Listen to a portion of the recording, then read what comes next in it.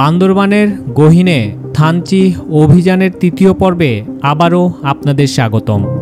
থানচি নৈসর্গিক থানচিকে বলা হয় পাহাড়, ঝর্ণা, খুম আর ক্যাসকেডের স্বর্গরাজ্য। থানচির আঁকেবাঁকে অবাক করা কত অগণিত বিস্ময় যে লুকিয়ে আছে তা বর্ণনা করা কঠিন। সেই বিস্ময়ের ভেতরে আজ আমরা খুঁজে নিলাম এক অপার সৌন্দর্য রয়ান্দক ঝর্ণা। প্রচণ্ড বুনো এ ঝর্ণায় পৌঁছতে হলে যে ট্রেল পাড়ি দিতে হয় সেটিও ভীষণ চ্যালেঞ্জিং। বড় বড় পাথুরে বোল্ডার মারিয়ে বুনো ঝোপঝাড় ভেদ করে অবশেষে দেখা মেলে এই বুনো রয়ান্দক ঝর্ণার। তো চলুন কথা না বাড়িয়ে সে ভয়ঙ্কর বুনো সৌন্দর্যকে দেখা যাক।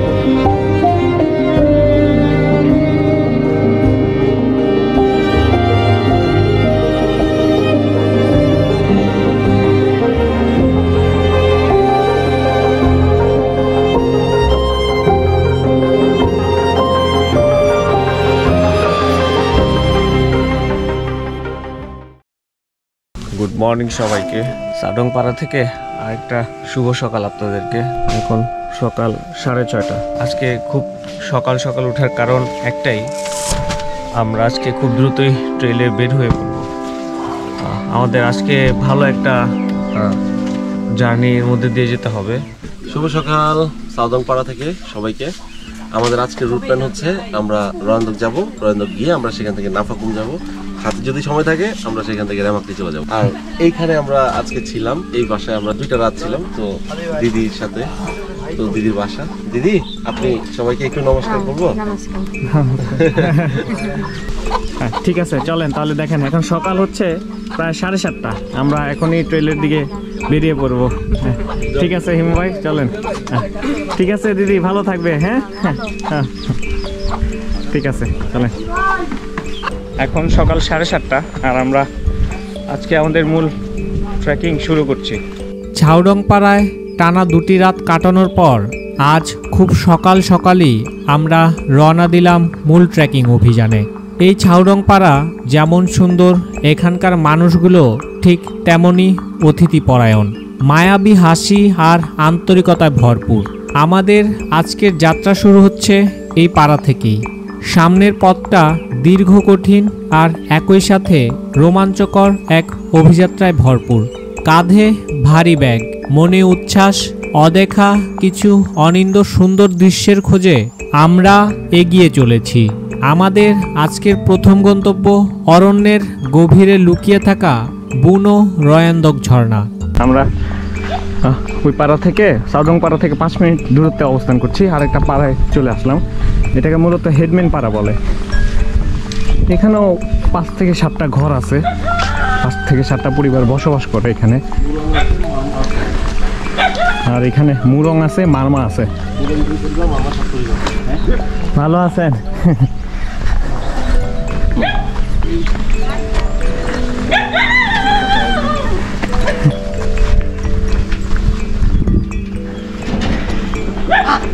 ভাই এটা কোন পাড়া?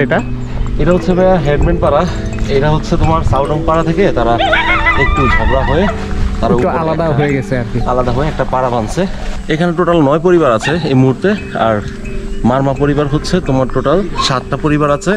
আর মুরং আছে 2টা পরিবার। আচ্ছা, এই টোটাল 7 পরিবার। 7 পরিবার ওই নিচ থেকে তারা উপরে চলে আসছে। আচ্ছা, এই যে দেখুন, ঠিক আছে চলে।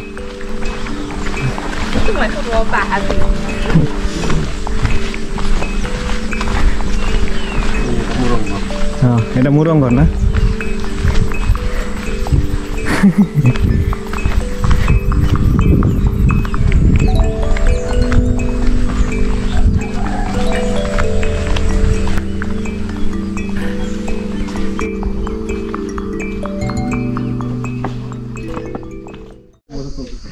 এই যে দেখুন, এই খারাপ পাহাড়ি পথ ঢালটা নেমে আমরা এই যে রয়ান্দক ঝর্ণার যাওয়ার রাস্তাতে চলে আসলাম। হ্যাঁ, এই যে এদিকে রাস্তা। আসেন দেখেন একটু। আচ্ছা, তারপর আপনাদের একটু দেখাই। এটা হচ্ছে রয়ান্দকের রুট। আচ্ছা, আমরা টিমে নামবো আর কি এখন।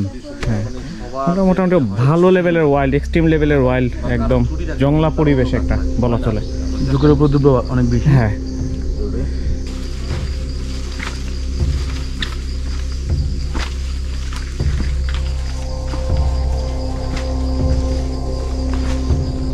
রয়েন্দক ঝর্ণার ট্রেলে হাঁটা শুরু করছি। এটা বেশ ওয়াইল্ড একটা বুনো একটা ট্রেল।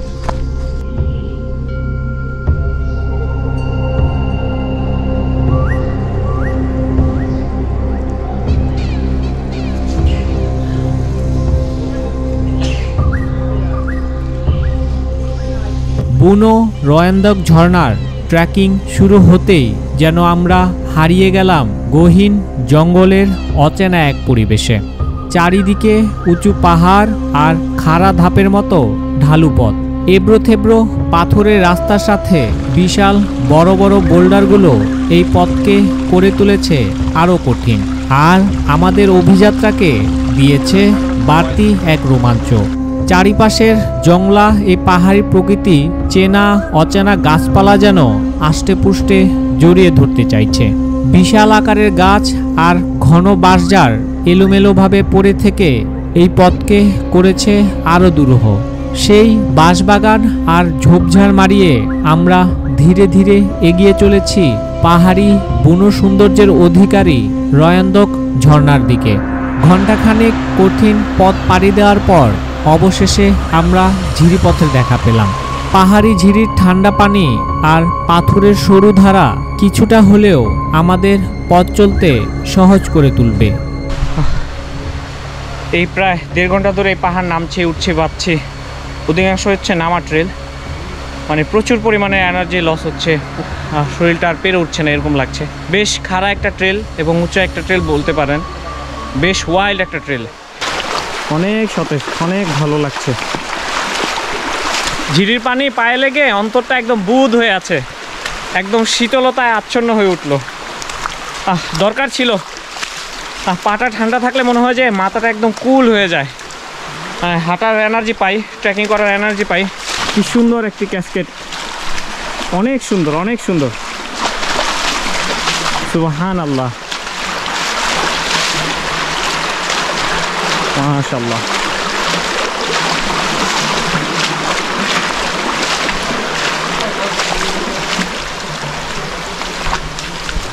মামুন দেখো আল্লাহর কি সৃষ্টি, কত সুন্দর। আমরা একটু আগে একটা অনেক বড় পাহাড়ি করার পরে ঝিরির পানি যখন পায়ে লাগলো তখন একটা খুব ঠান্ডা একটা অনুভূতি হলো, এবং সেটা আল্লাহ তাআলার একটা বিশেষ রহমত।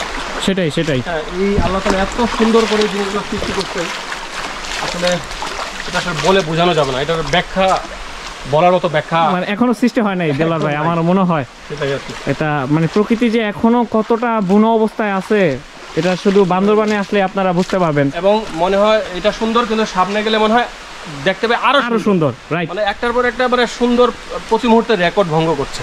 সেটাই, হ্যাঁ, এই জিনিসটার অনুভূতিটা আসলেই একদম অন্যরকম। এটা এখানে না আসলে হয়তো বা বুঝতে পারবেন না, জানি না ক্যামেরার চোখে আপনারা কতটুকু দেখতে পাচ্ছেন বা আমি কতটুকু দেখাতে পাচ্ছি। এই যে দেখেন, মনেই হচ্ছে না যে এটা আমার বাংলাদেশ, কিন্তু দ্যাটস ট্রু, এটাই আমার বান্দরবান।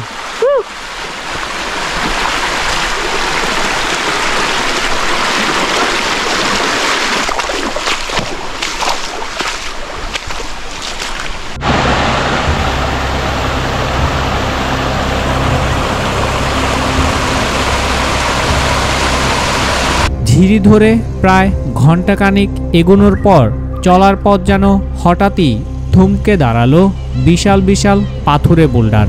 গাইডের ভাষ্যমতে রয়েন্দক ঝর্ণা এখন আর তেমন দূরে নয়, কিন্তু শেষের এই 1 ঘন্টা পথটুকুই নাকি সবচেয়ে কঠিন। কোথাও কোথাও এত বড় আকারের পাথরে বোল্ডার উঠে গেছে যে একে একে সেগুলো টপকে সামনে এগোতে হচ্ছে। তার ওপর কিছু জায়গার পাথর স্যাঁতস্যাঁতে ও পিচ্ছিল, একটু অসাবধান হলেই যে পিছলে পড়ে বড় ধরনের দুর্ঘটনা ঘটে যেতে পারে। তাই শেষের এই দুর্গম পথটুকু আমরা সবাই ধীরে সাবধানে অগ্রসর হতে লাগলাম। ঝিরি ধরে একের পর এক ছোট বড় পাথরে পথ পেরোতেই গিয়ে মনে হচ্ছিল যেন আমরা গহীন অরণ্যের গভীরে হারিয়ে যাচ্ছি। চারিপাশের প্রকৃতি এখানে ভয়ঙ্কর, তবে একই সাথে সে এক অনিন্দ্য সুন্দর রূপ ধারণ করে বসে আছে। পাহাড়, ঝিরি আর অরণ্যের এই মেলবন্ধন যেন এক রহস্যময়। প্রকৃতির এ রূপ যতই দেখছি ততই অবাক হচ্ছি, যেন প্রতিটি মুহূর্তেই নতুন করে চমকে দিচ্ছে আমাদের। আমরা বেশ খানিক যাবৎ ঝিরিপথে হাঁটছি। এই জায়গাটা এত অন্ধকার, অনেক অন্ধকার, মানে ঝিরি এখানে অন্ধকার নেমে এসছে, মনে হচ্ছে দিনের আলো এখানে পৌঁছায় না, এরকম অবস্থা। প্রচুর পরিমাণের অন্ধকার। সুন্দর জায়গাটা, প্রচুর পরিমাণে ওয়াইল্ড একটা জায়গা।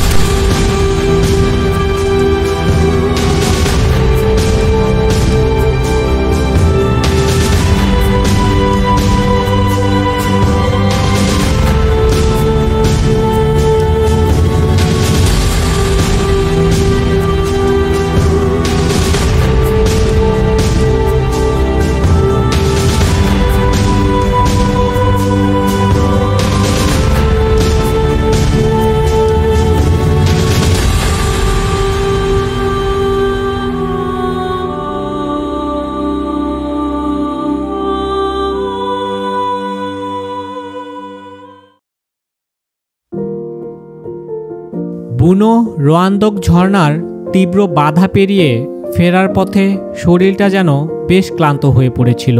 পাহাড়ের বুক বেয়ে ঝুম ধরে উপরে উঠতেই চোখে পড়ল অনিন্দ্য সুন্দর এক ঝুমঘর।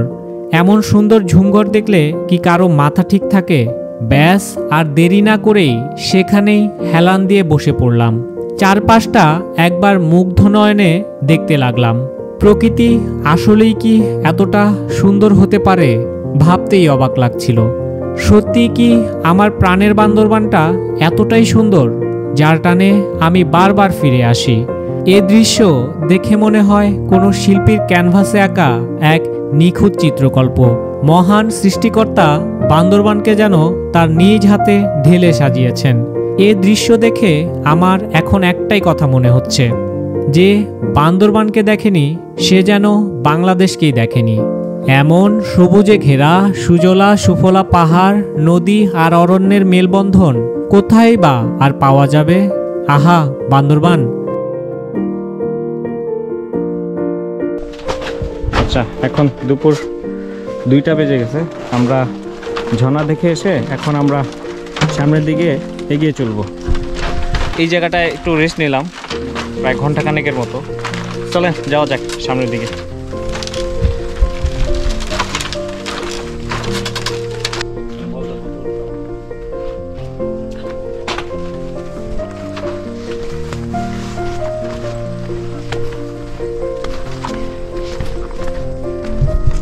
ঝর্ণা থেকে আস্তে আস্তে আমাদের প্রায় দুপুরে 1টা বেজে গেছিল। তারপর হচ্ছে আমরা এই ঝুমঘরটাতে বেশ কিছুক্ষণ রেস্ট নিয়েছি। এখন আমাদের দিনের পরবর্তী গন্তব্য হচ্ছে রেমাক্রি অথবা নাফাখুম পাড়াতে আমরা চলে যাব। আর এই যে দেখুন ঝুমের রাস্তা, অনেক সুন্দর ঝুমের রাস্তা। এই ঝুম ধরে আমরা আগাবো। মাথার উপরে বেশ ভালো পরিমাণে রোদ নিয়ে আমরা রেমাক্রি অথবা নাফাখুমের দিকে এগিয়ে চলেছি। এখন আমাদের গন্তব্য আমরা বলতে পারছি না যে আমরা রেমাক্রি যাব অথবা নাফাখুম যাব, তবে এই দুইটা জায়গার মধ্যে একটা জায়গা আমরা আজকে স্টে করব। আর ঝুমটা ভালোই লাগছে, অনেক সুন্দর লাগছে ঝুমটা। এই যে দেখেন কি সুন্দর ঝুম। আমরা বেশ কিছু সময় ধরে এই ঝুম ধরে আপ অ্যান্ড ডাউন হিলে হাঁটছি। মোটামুটি ভালো কষ্ট হচ্ছে। এই যে দেখুন হিমু ভাই, দূরে পাহাড়গুলো কি দেখা যায়? ভাইয়া দেখো ওই যে ওই পাশে বঙ্গপাড়া ক্যাম্প। আচ্ছা আর যদি আরো একটু এই পাশ থেকে দেখাই, ওই যে দূরে থিংদলতে লাং দেখা যায়, আচ্ছা ওই যে একদম দূরে, আচ্ছা এই পাশে বঙ্গপাড়া ক্যাম্প।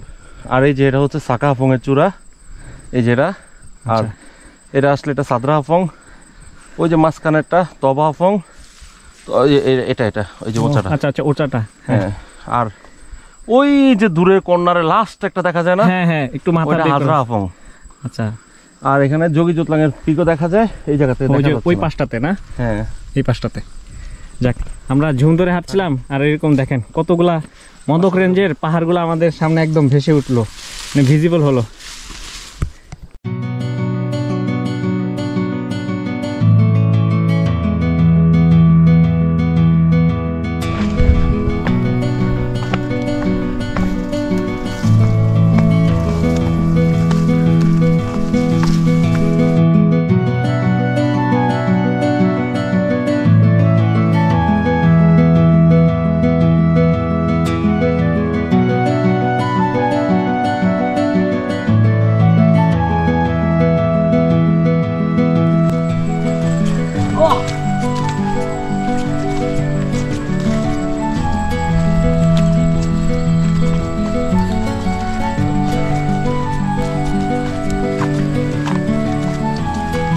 এই যে দেখুন, মানে এই দৃশ্যটা কিভাবে মানে আপনাদের কাছে বর্ণনা করব সেই ভাষাটাই হয়তো বা আমার জানা নেই।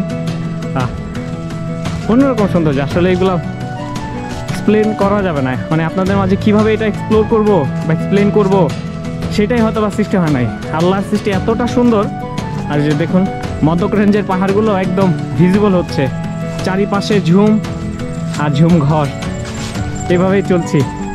এই ট্রেলে আসলে ক্লান্তির কোনো ছাপ নেই, সাময়িক ক্লান্তি হবে কিন্তু খুবই সুন্দর।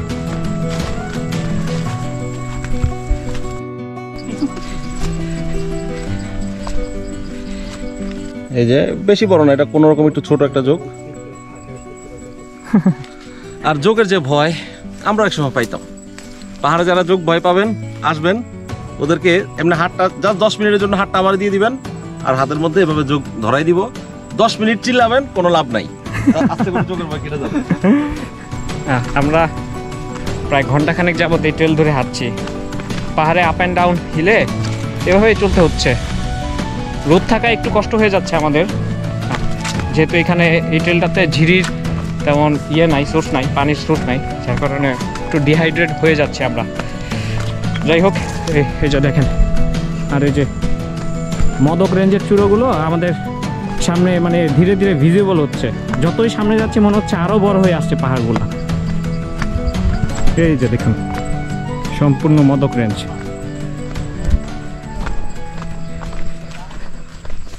এই যে দেখুন আমরা হাঁটতে হাঁটতে প্রায় এই যে নাফাখুম পাড়ায় চলে এসেছি। আশেপাশে ঝুমটা খুবই সুন্দর, এই জায়গাটা দিয়ে আসছি, এই ঝুম ধরে আমরা এই যে নাফাখুম পাড়ায় চলে যাব।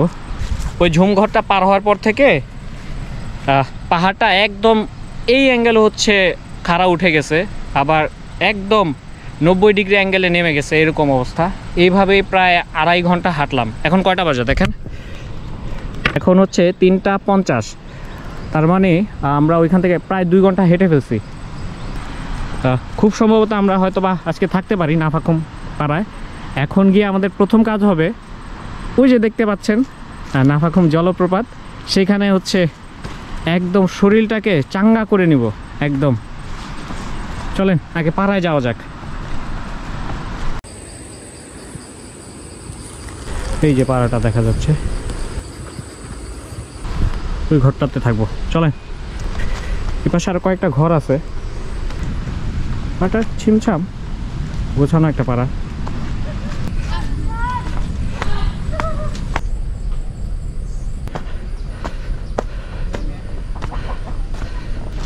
এই পাশে অনেকগুলো ঘর আছে, এই যে এই পাশেও ঘর আছে, চারিপাশে ঘর আছে। চলেন এখানে একটু রেস্ট নেওয়া যাক। এই যে আমরা এখন বিকেলের এই সময়টা এই নাফাখুম জলপ্রপাতে কাটাবো, এখানে গোসল করব। এই যে দেখুন নাফাখুম জলপ্রপাতটা দেখা যায় এখান থেকে। কি অবস্থা দেখেন। এই যে দেখুন আমরা সাঙ্গু নদীতে গোসল করতেছি সবাই, একদম ছোটবেলায় ফিরে গেলাম মনে হচ্ছে।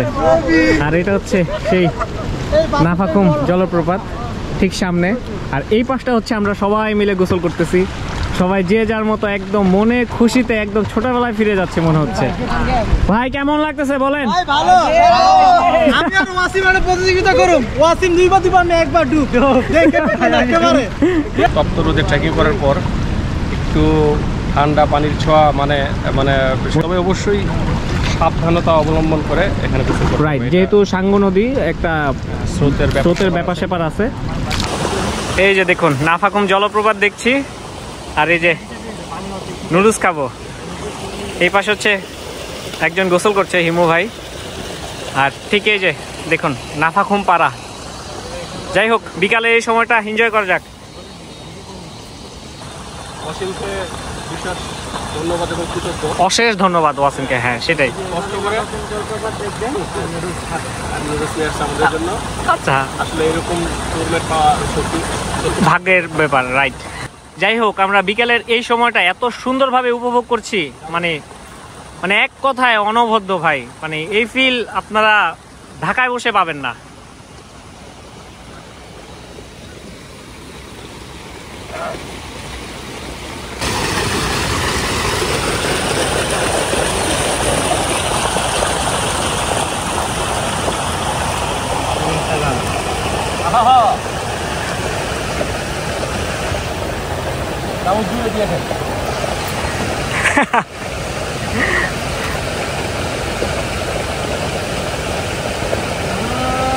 হিমু ভাই বলেন কেমন? এইসব ফিল নিতে হলে এখানে আসতে হবে আপনাদেরকে অবশ্যই। এই ফিল আপনাদের ভাষায় প্রকাশ করা যাবে না।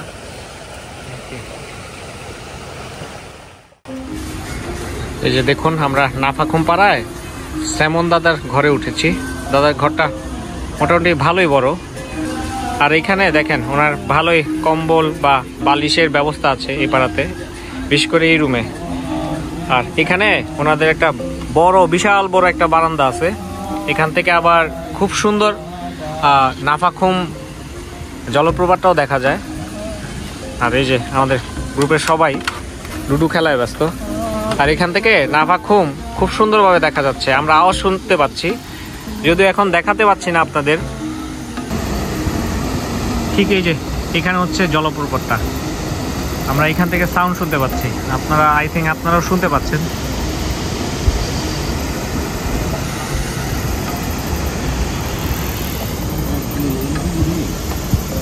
এই যে পাড়ার সেদিন নাফাকুম পাড়ায় পূর্ণিমার চাঁদের আলো ছড়িয়ে পড়েছিল চারিদিকে। নাফাকুম জলপ্রপাতের স্রোতের গর্জন আর চাঁদের নরম আলো যেন একসাথে মিলেমিশে এক অপার্থিব দৃশ্য তৈরি করেছিল। আমি শুধু বসে বসে সে দৃশ্যের সৌন্দর্যে মুগ্ধ হচ্ছিলাম। যাই হোক, এখন খাওয়া দাওয়ার পালা। নাফাকুম পাড়া মূলত পর্যটন নির্ভর এরিয়া, তাই এখানে আধুনিক সুবিধার বেশিরভাগই পাওয়া যায়। খাবার থেকে শুরু করে প্রয়োজনীয় জিনিস সবকিছুই সহজে মেলে এখানে। প্রায় 8টা ছুঁই অবস্থা। এখন আমাদের রাতের খাবারটা প্রস্তুত করে ফেললেন। এই খাবারটা দাদাই হচ্ছে প্রসেস করলেন আর কি, দাদাই হচ্ছে রান্নাবাড়া করলেন এই খাবারটা। আর এই পাশে দেখুন চাঁদের আলোটা খুবই সুন্দর লাগছে।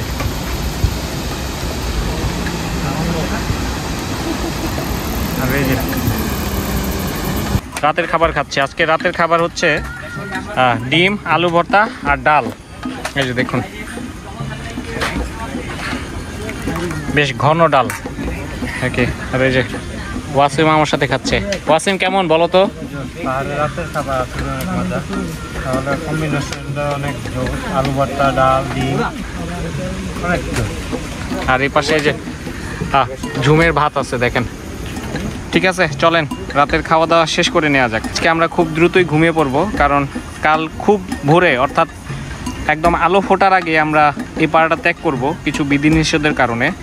আমাদের ট্রলার ভোর 4টার দিকে চলে আসবে, অর্থাৎ আলো ফোটার আগেই উনি আমাদের জন্য অপেক্ষা করবে। আমরা এই পাড়ার ঘাট থেকে চলে যাব আর কি।